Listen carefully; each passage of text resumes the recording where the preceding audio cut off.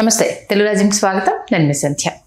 ప్రధాని మోదీ ప్రస్తుతానికి పుష్కర కాలం పూర్తి చేసుకున్నారు.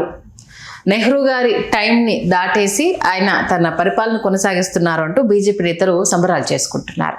ఇదే అంశానికి సంబంధించి పూర్తి విశ్లేషణ అందించడానికి సామాజిక ఉద్యమకారులు జలసాని శ్రీనివాస్ గారు మనతో ఉన్నారు. ఆయన మాటల్లో మరింత సమాచారం.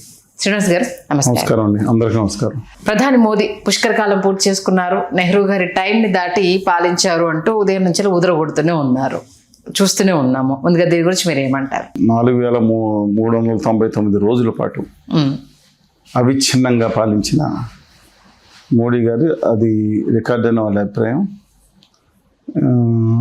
మొన్ననే 4077 రోజులు అంటే శ్రీమతి ఇందిరాగాంధీ గారి రికార్డు కూడా దిగమించారు. అప్పుడు సంబరం చేసుకున్నారు.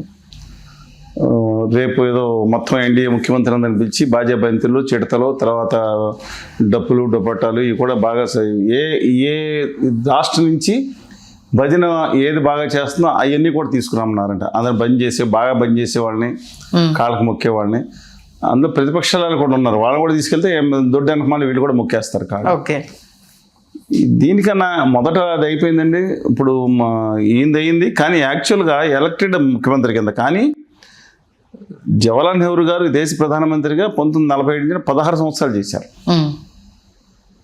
ఇంకొక 4 ఏళ్ళు ఉందండి, ముందే చేసుకుంటున్నారు, పర్వాలేదు. కానీ అసలైన సెలబ్రేషన్ చేసుకోవాల్సింది ఇంకొక 150 రోజుల తర్వాత ఉంది. ఆయన గౌరవ ప్రధానమంత్రి గారు అసలైన సెలబ్రేషన్ అందరూ చేయించాల్సిన బ్యాచ్ ఒకటి ఉంది, వీళ్ళ బ్యాచ్, గాడ్సే బ్యాచ్. అది ఇంకొక 150 అది బ్రహ్మాండంగా చేయాలి. దానికి జర్మనీ నుంచి తప్పేలాలు, ఇటలీ నుంచి ఇంకొన్ని, తర్వాత జపాన్ నుంచి కొన్ని, తర్వాత చైనా నుంచి, ఉత్తర కొరియా నుంచి, మిగతా కూడా కిమ్ గారు కూడా ఆహ్వానించాలని కోరుకుంటున్నాను. ఆ సెలబ్రేషన్స్కి కిమ్ గారు ఒకళ్ళు, మిగతా వాళ్ళందరూ కూడా ఆహ్వానిస్తే నెతన్యాహు గారు ఎలాగ ఉంటారు కాబట్టి ఇవన్నీ కూడా అద్భుతంగా ఆ సెలబ్రేషన్ చేస్తే బాగుంటుంది. ఏముంది ఆ సెలబ్రేషన్లో? అది హిట్లర్ పరిపాలించిన రోజులు దాటేస్తారు. ఓకే ఓకే, ఇప్పుడు వీళ్ళందరికీ ఆదర్శం వాళ్ళు కదా, ఆల్రెడీ కాకుండా. అందుకని ఆ హిట్లర్ తెస్తే కిమ్ కూడా మరి ఆయన పోటీ పడుతున్నారు. అందువల్ల let us wait and see. ఎందుకంటే ఏజ్ ఈస్ నెంబర్ ఫర్స్ నేను చాలామందికి. ఇవాళ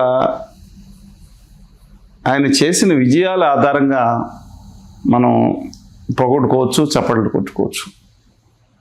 దీనికోసం ఇది ఎన్డీఏ ముఖ్యమంత్రులు బాజా బంతులు, చిడతల బ్యాచ్ దేనికి? చిటికలు కూడా వేసుకున్నాను, చిడతలు లేకపోతే చిటికలు కూడా వేసుకోమన్నారంట అందరినీ. దేనికండి? ఇవాళ ఆంధ్రప్రదేశ్కి ప్రత్యేక హోదా విభజన హామీలు ఇవ్వకుండా నమ్మక ద్రోహం నియమించి చేసిన ఆ వ్యక్తికి విరబం చేయడానికి ఏం చేస్తున్నారు? పోలవరం ప్రాజెక్ట్ని మొన్న క్రితం బడ్జెట్లో దొడ్డిదారిన, దొంగదారిన, దేశ కాదు ప్రపంచ చరిత్రలో ఏ మల్టీపర్పస్ ప్రాజెక్ట్ని పెట్టినట్టు పెట్టకుండా డేటా స్టోరేజ్కి పరిమితం చేయడానికి చిడతలో వేసుకెళ్తున్నారు వీళ్ళు. ఇది కూడా వేసుకెళ్ళమండి. అది కూడా వేసుకెళ్ళి భజన, సంకీర్తనలో, గానాలాపనలో పాడమనండి. వీళ్ళందరినీ వెళ్ళి భజన చేసే వాళ్ళని అందుకని ఒక్కొక్కరికి మైక్ ఇచ్చి ఒక పాట పాడమనండి. వాళ్ళ గాత్రాన్ని కూడా వింటాం. కోకిల్లా ఉంటుందా, గార్ధభానంలో ఉంటుందో తెలిసిపోతాయి. ఎందుకు బాధపడుతున్నా? ఆంధ్రప్రదేశ్ని మోసం చేసినందుకు వీళ్ళు మనకు ఆంధ్రప్రదేశ్కి ఇచ్చేసి 12 సంవత్సరాలు అయింది. 15 లక్షల మంది యువకులు పారిశ్రామికవేత్తలుగా మారారు. వాళ్ళు గుజరాతీ వాళ్ళని మారేవాళ్ళు అనేక మందిని ఉద్యోగాలు ఇచ్చారు, దేశ సంపద సృష్టించారు. ఒక్కొక్కడు ధైర్యంగా ఉన్నాడు. అంతేగాని సినిమాలకు వెళ్ళి చొక్కాలు చింపుకోమని, యాక్సిలేటర్లు రైజ్ చేసుకోమని, లేదంటే స్టెంట్ స్కూల్స్ చూడమని చెప్పలేదు, లేకపోతే పకోడీలు వేసుకోవద్దు. దేనికండి? వాళ్ళ 12x2 24 మంది 24 కోట్ల మంది యువకులు వాళ్ళ పండుగ చేసుకోవాలా? సంవత్సరానికి 2 కోట్ల ఉద్యోగాలు ఇస్తానని హామీ ఇచ్చారు కదా. ఏం మాట్లాడారైనా? పకోడీలు వేసుకున్నా. పకోడీలు తప్పు కాదు, అంటే పకోడీలు వేసుకుని ఉద్యోగాన్ని చేయమంటాం ఏంటి? ఇంకా అదనంగా ఏం మాట్లాడారైనా? చాలా చెప్పుకుంటే బాధాకరం అండి. అది నన్ను చెప్పుకుంటే బాధాకరం. ఆ పనులు దానికోసం వీళ్ళు మాట్లాడుతున్నారా? ఇది ఇంకేం చేయాలంటే ప్రతి ప్రధానమంత్రి, ప్రతి ముఖ్యమంత్రి తన జీవితకాలంలో కొన్ని మంచి పనులు చేస్తారు. అడ్మినిస్ట్రేషన్ నడుస్తుంది, కొన్ని టైటిలింగ్ ఆఫ్ దిస్ థింగ్, లేదంటే ఐఐటీలు ఇంతకుముందు పెట్టినవి కొంచెం పెంచడం, ఎయిమ్స్ కొంచెం ఏదైనా చేస్తారు. ఈయన కాకపోతే ఇంకోళ్ళని చేస్తారు. అది కాకుండా ఏం చేశారంటే ఈయన తెలంగాణకి నమ్మక ద్రోహం చేశారు.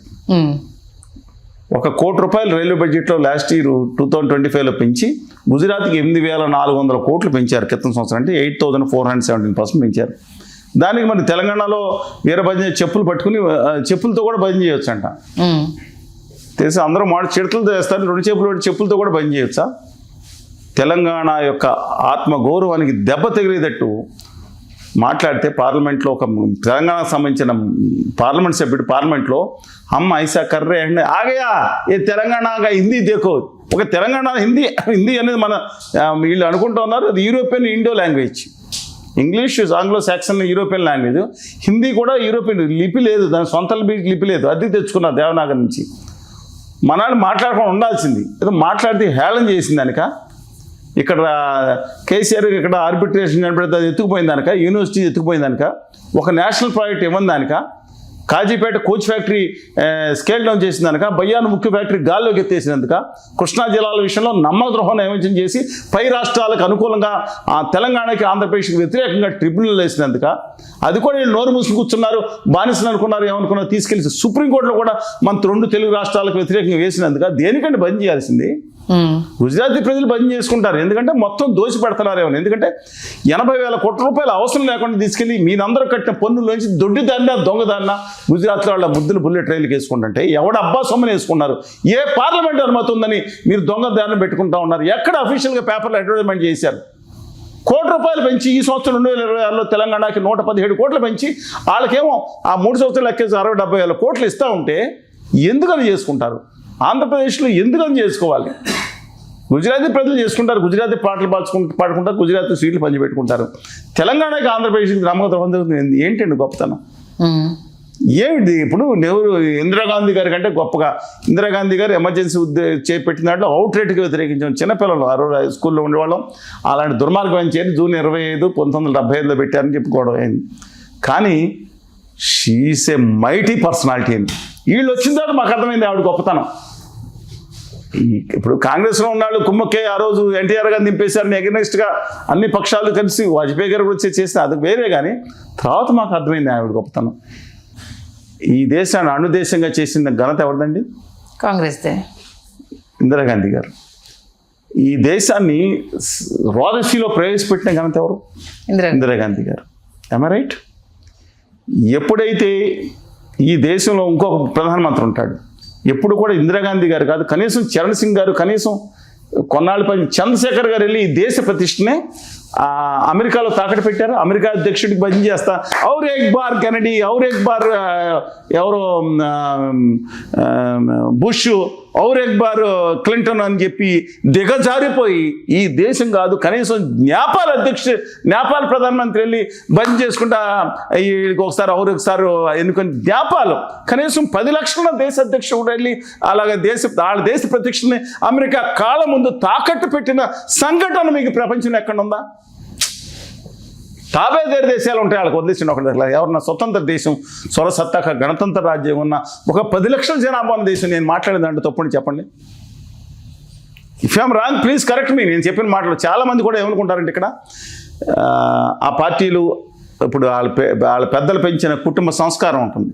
అవును, మనం మాట్లాడలో ఇప్పుడు వాళ్ళ ఆవేదన చెందడం తప్పు. ఏది దేశం కోసం, రాష్ట్రం కోసం, వాళ్ళ హక్కుల కోసం ఒక్కోసారి భావోద్వేగంలో తప్పు మాట్లాడచ్చు, అది వేరే సంగతి.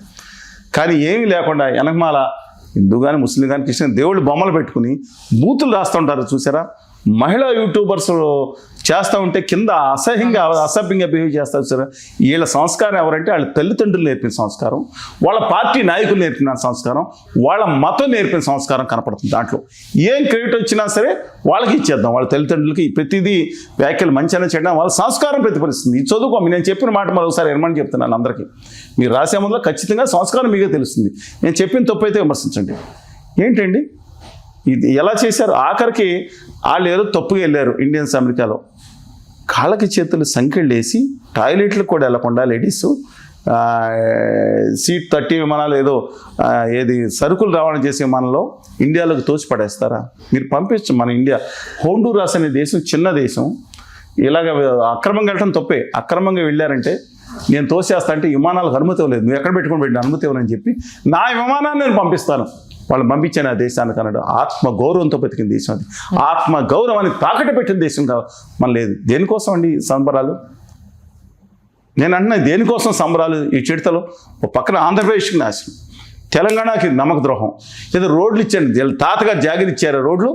గుజరాత్ నుంచి తిప్పుకొని వేసిన ఎక్స్ప్రెస్ హైవే బొంబైటి దానికి 1,00,000 కోట్లు, దాంట్లో ఆ రాష్ట్రానికి అంతా అంకలేశ్వరు అన్ని తిప్పి బరోడా అన్ని తిప్పి చేసుకుంది. ఏం చేశారు? ఇక తెలంగాణ గుండెకాయగా ఉంటుంది కాబట్టి ఉత్తరాదికి దక్షిణాదికి ఈస్ట్ వెస్ట్కి మధ్యలో ఉంటుంది. అలాగే ఆంధ్రప్రదేశ్ పై కిందకి అందులో నేషనల్ హైవేస్ కొని వస్తాయి. అదేం తాతగారు ఇస్తున్నారా? నేషనల్ హైవే అథారిటీస్ని అప్పులు పాలు చేశారు. దానికి చప్పట్లు కొట్టుకోవాలా? మీ తోలు తీస్తున్నారు, బయటికి వెళ్తే వాళ్ళు తోలు పేరు మీద ఫ్రీగా వేశారా కాంగ్రెస్ గవర్నమెంట్ లాగా? పోనప్పుడు 2 లైన్ 4 రోడ్లు పెట్టారు. ఎన్నాళ్ళు జీవితం పెట్టాలి? బాగుపడిన దేనికోసం? నేషనల్ హైవే అథారిటీస్ 300-400% అప్పులు పెంచేశారు. సరే, ఇంకోళ్ళు చెప్తున్నారు అని నేను ఏ మాటకి నేను చెప్పండి, దేనికి చప్పట్లు తెలుసుకోవాలి? ఇందిరాగాంధీ గారు ఆ రోజు పాకిస్తాన్ లాంటి నీచ నికృష్టమైన country east and west Pakistan ఉంటే ఆ రోజు శ్రీమతి గాంధీ గారు చూస్తూ ఉంటే వాళ్ళు దుర్మార్గంగా బిహేవ్ చేస్తా, ఉర్దూ ఇంపోజ్ చేస్తా, అక్కడ బంగ్లాదేశీలో ఉన్న దుర్మార్గం చేస్తూనే వాళ్ళు దేశం దాచి మన దేశానికి వచ్చారు. మన దేశం వీ కెనాట్ సస్టైన్.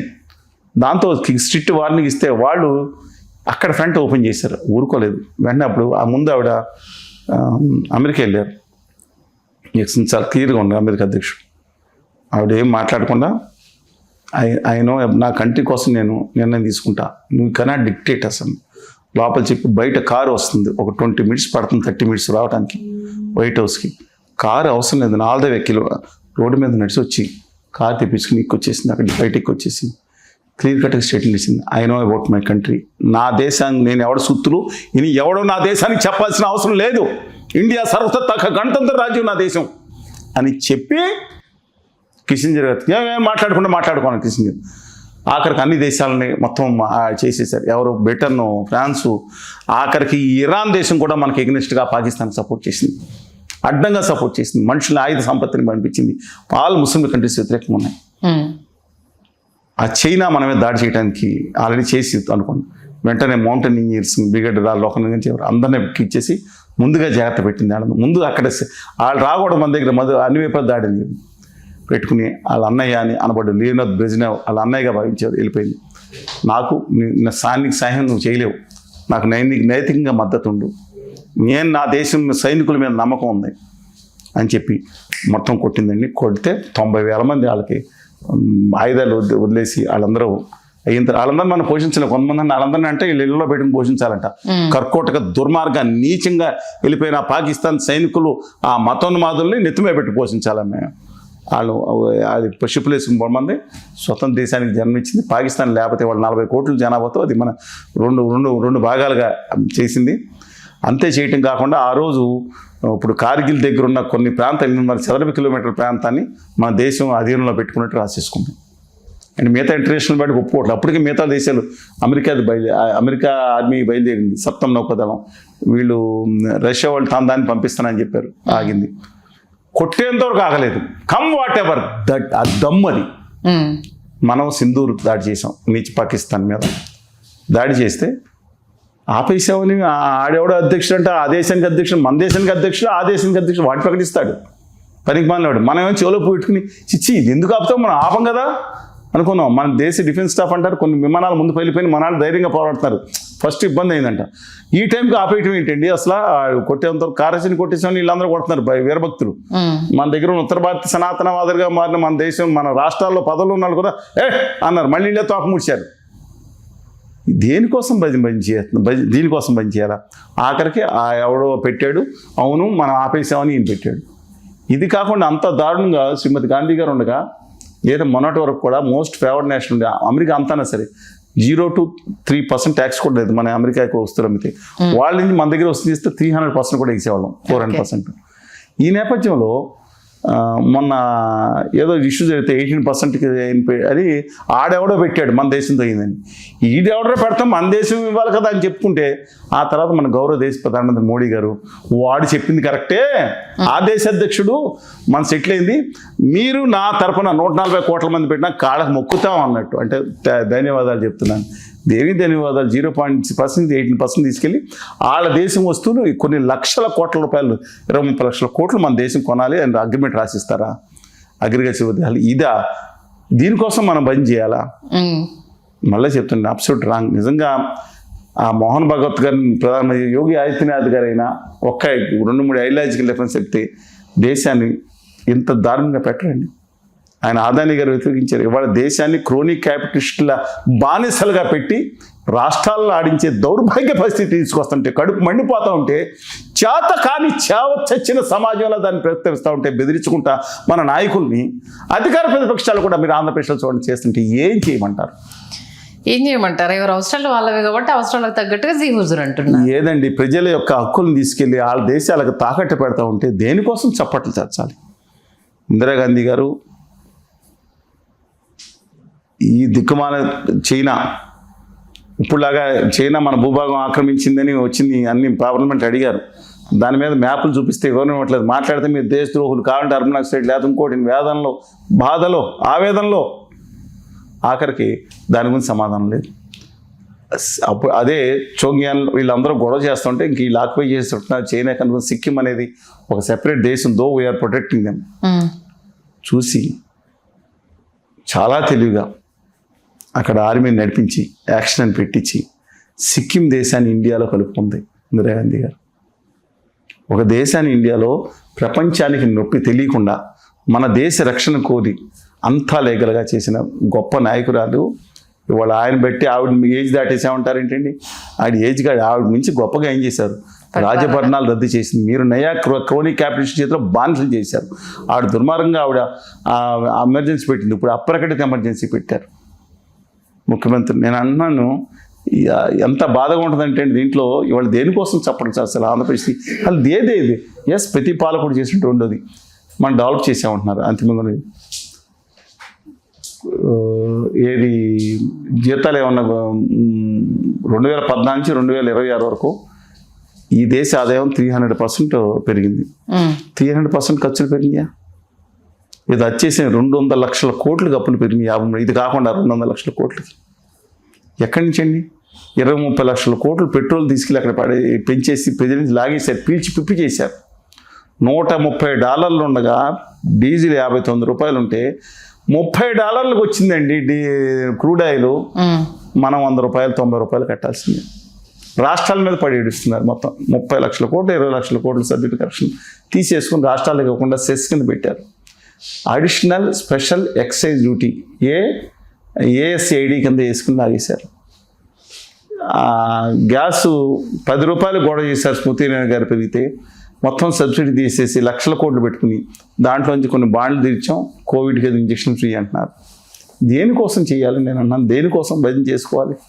ఆయన 70 సంవత్సరాలు దానికి ఇంకా ఆయన నవయన బాలకుమారుడు 35 దాటినట్టుంది.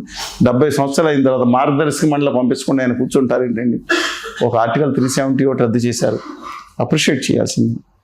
రామజన్మభూమి విషయాన్ని ఎంత అహంకారంగా ఏమీ లేకుండా ఎన్నికల కోసం పచ్చిగా వాడుకున్న విషయం నిజమైనా సరే సమస్య పరిష్కారం అయింది. నేను శ్రీరామచంద్రమూర్తికి ఒక ఆలయం ఏర్పరిచారు. సరే రాజకీయాలు ఎలా ఉన్నా సరే ఐఎమ్ నాట్ డూయింగ్ దట్. ప్రజలకి ఈ కూడు పెట్టే విషయంలో 24 కోట్ల మంది పకోడీలు వేసుకోమని చెప్తారు. ఇంకోటి ఏమని చెప్పాలి? ఇది సెలబ్రేషన్ టైం కాదు, ఆయనకి వీడ్కోలు పలకాల్సిన టైము. వాళ్ళ అభిమానులు మాత్రం హిట్లర్ని దాటాడు, హిట్లర్కి మా బాస్ ఇద్దరు అదే రోజు దాటం కాదు ఒకే రోజు వచ్చిందని చెప్పి సెలబ్రేషన్ చేసుకుంటే ఆ కిమ్ను కూడా ముఖ్య అతిథి కింద పిలిపించండి. ఓకే, ఆ కిమ్ ఉన్నాయి ఉత్తర కొరియా అధ్యక్షుడు ఉన్నారు కదా, బాగుంటాడు. అది పెట్టి బిగించి ఓ సందర్భంలో వాళ్ళు చేసుకోండి, దేశం కాదు. చూద్దాం. నిజంగా అంటే సెలబ్రేషన్స్ చేసుకోవాల్సిన వాటిని గురించి పట్టించుకోవాల్సిన అంశాలను పట్టించుకోకుండా భజన చేస్తూ ఉండే వాళ్ళకి చక్కటి సమాధానం తెలియజేశారు. ధన్యవాదాలు సార్. ధన్యవాదాలు.